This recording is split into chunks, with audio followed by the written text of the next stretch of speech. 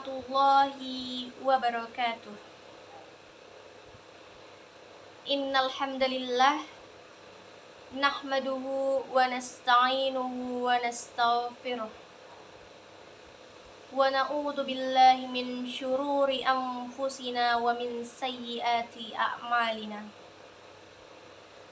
May yahdihillahu fala mudhillalah wa may yudlilhu fala hadiyalah. Asyhadu an la ilaha illallah wa asyhadu anna Muhammadan abduhu wa rasuluh la nabiyya ba'dah, amma ba'du. Langkah yang pertama, marilah sama-sama kita panjatkan puja dan puji syukur kita kehadirat Allah Subhanahu wa taala yang telah memberikan kita beribu-ribu nikmat, yakni diantaranya nikmat kesehatan dan nikmat kesempatan sehingga kita masih dapat membuat tugas, yakni mata kuliah hadis tarbawi.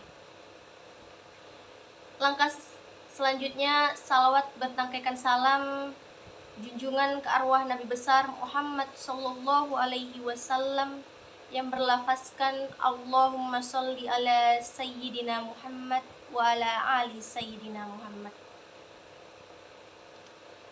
Baik, saya Aulia Aprinasari dengan NIM 22140-249 ingin memaparkan materi ataupun mata kuliah hadis tarbawi yang diampu oleh Ustadz Dr. Zulheldi MAG. Adapun sekarang yaitu materi hadis ke-12 yang dimana judulnya yaitu persaudaraan muslim. Adapun bunyi dari hadisnya yaitu Haditsu Bani Umar radhiyallahu anhuma anna Rasulullah sallallahu alaihi wasallam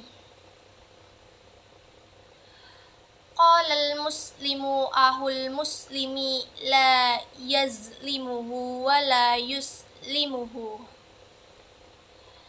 man kana fi hajati ahihi kana Allahu fi hajatihi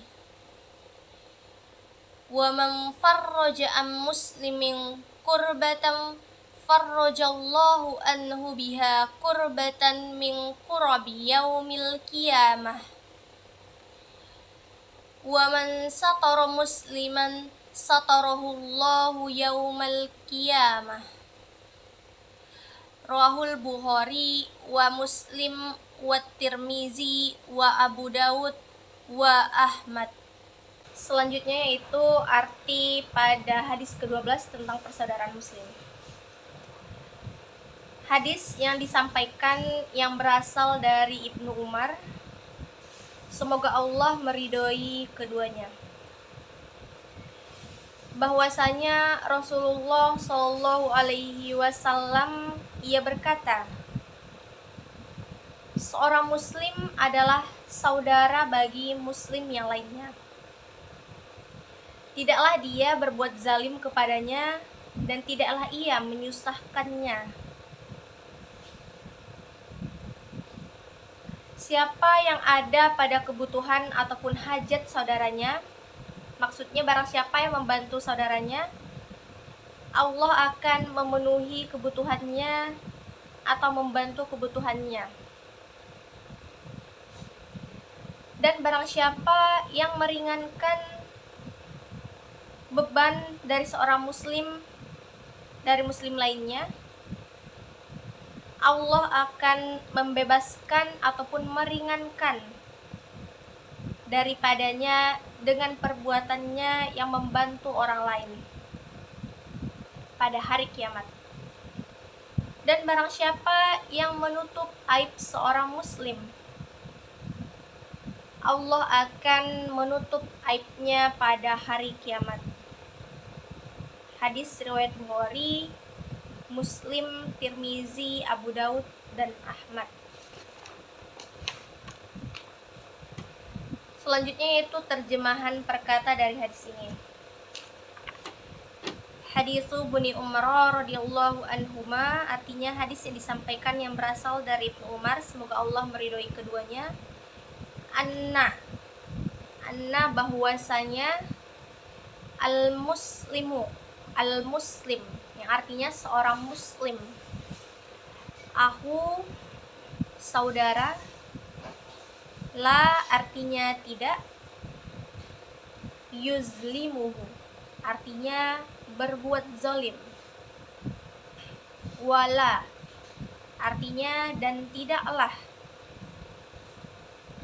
yuslimuhu menyusahkannya, mangkana artinya barang siapa, hajatin kebutuhan hajat, ahaihi saudaranya, farroja artinya meringankan, an artinya dari, al muslimu seorang muslim, kurbatan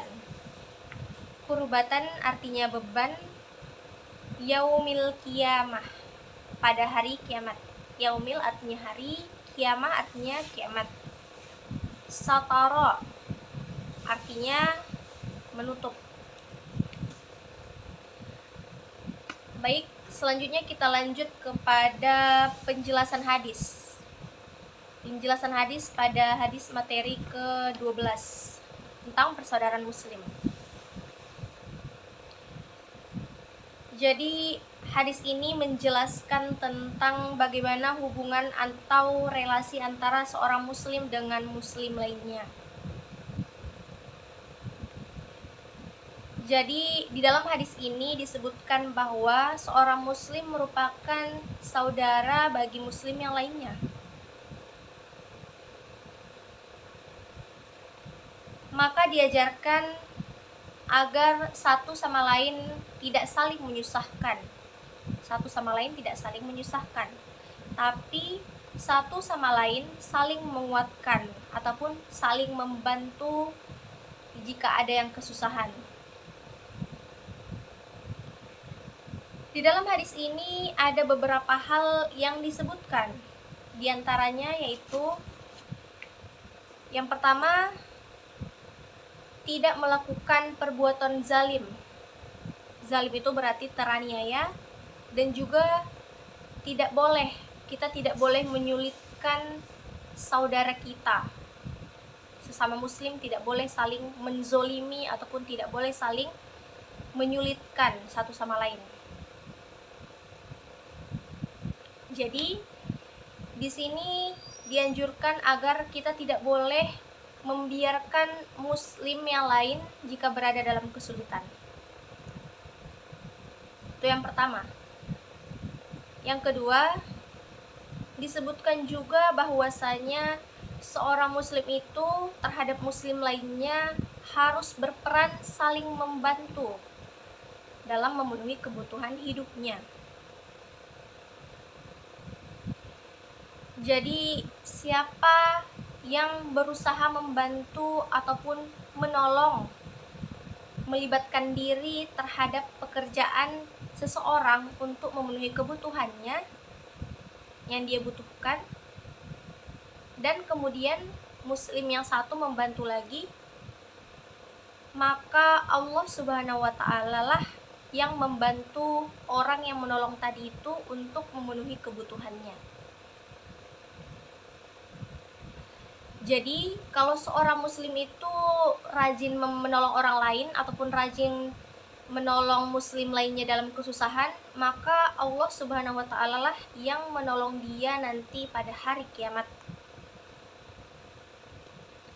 Yang ketiga, kemudian disebutkan lagi bahwasanya barang siapa yang meringankan atau melapangkan kesusahan muslim yang satu terhadap muslim lainnya, baik itu dalam bantuan pikiran ataupun bantuan tenaga, bantuan keuangan dan lain sebagainya, maka sebagai gantinya Allah lah yang akan melapangkan dia dari suatu kesusahan-kesusahan yang akan dia alami nantinya pada hari kiamat.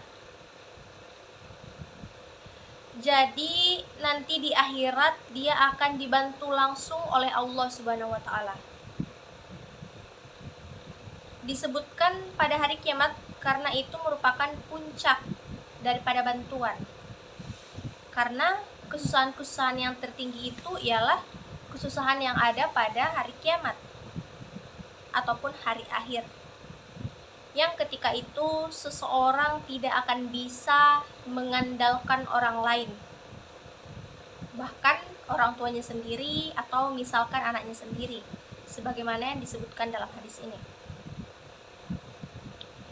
Kemudian yang keempat atau yang terakhir, disebutkan juga di sini bahwasanya barang siapa yang menutup aib seseorang, barang siapa yang menutup aib seorang muslim, maka Allah Subhanahu wa taala akan menutup aib-aibnya pada hari kiamat. Kita tidak boleh membuat susah dengan cara kita itu membuka aib-aib orang lain. Kita harus senantiasa menutup aib orang lain supaya nanti di hari akhir ataupun hari kiamat Allah Subhanahu wa taala menutup aib-aib kita. Kita tidak boleh membuka ataupun membongkar kekurangan ataupun kejelekan dari aib orang lain kepada semuanya yang tidak mesti mengetahui itu. Dalam pergaulan juga tidak dibenarkan barang siapa yang menutup aib orang lain, nanti di hari kiamat aibnya akan dilindungi Allah Subhanahu wa taala. Jadi di dalam hadis ini tuh terdapat beberapa ketentuan ataupun keterangan dari persaudaraan muslim ya, persaudaraan seorang muslim. Yang pertama, saya jelaskan lagi. Yang pertama tadi tidak boleh melakukan ataupun tidak boleh berbuat zalim sesama seorang muslim. Kita harus senantiasa menolong ataupun tidak boleh membiarkannya dalam kesulitan. Itu yang pertama. Yang kedua, seorang muslim itu harus menolong muslim lainnya untuk memenuhi kebutuhan hidupnya. Yang ketiga, seorang muslim harus meringankan beban dari muslim lainnya. Barang siapa yang meringankan beban, maka Allah Subhanahu wa taala akan meringankan bebannya nanti pada hari kiamat.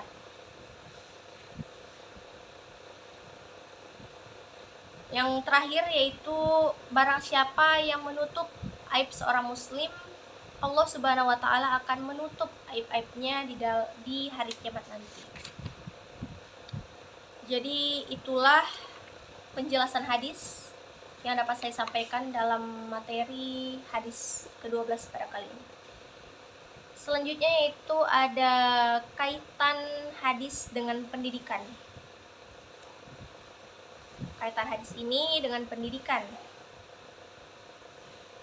Yang pertama, secara tema hadis ini membicarakan tentang pendidikan akhlak. Tentunya akhlak sesama muslim, akhlak sesama muslim dengan muslim lainnya. Jadi kaitan hadis ini dengan pendidikan yaitu berisi tentang materi pendidikan, yaitu pendidikan akhlak, akhlak sesama muslim dengan muslim lainnya. Dan di hadis ini juga dijelaskan tentang prinsip-prinsip akhlak seorang muslim. Apa itu prinsip-prinsipnya?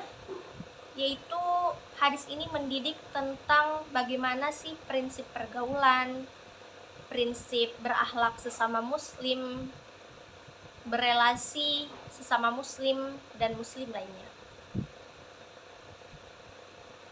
Yang pertama ada prinsip pergaulan.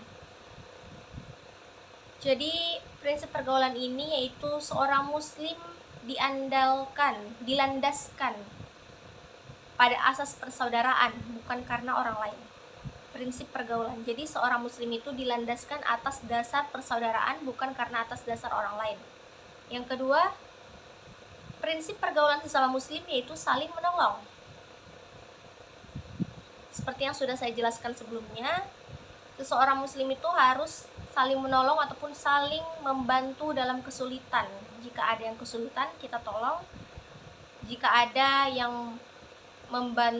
yang ingin ditolong, kita tolong. Saling membantu dan tidak menyakiti dan berbuat zalim. Yang ketiga, prinsip pergaulan setiap bentuk akhlak seseorang itu dia akan menikmatinya sendiri. Jadi bagaimana akhlak kita terhadap orang lain, orang itu pun akan seperti yang akhlak kita buat.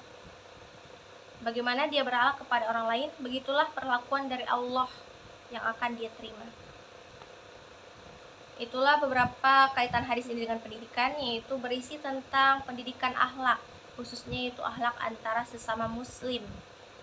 Prinsip pergaulan sesama muslim yaitu saling tolong menolong, dan bagaimana bentuk akhlak seseorang itu dia akan menikmatinya sendiri. Bagaimana dia berakhlak kepada orang lain, begitulah perlakuan dari Allah terhadap apa yang dia terima. Baik, cukup sekian materi yang dapat saya sampaikan. Kurang dan lebihnya saya mohon maaf. Wabillahi taufiq wal hidayah. Wassalamualaikum warahmatullahi wabarakatuh.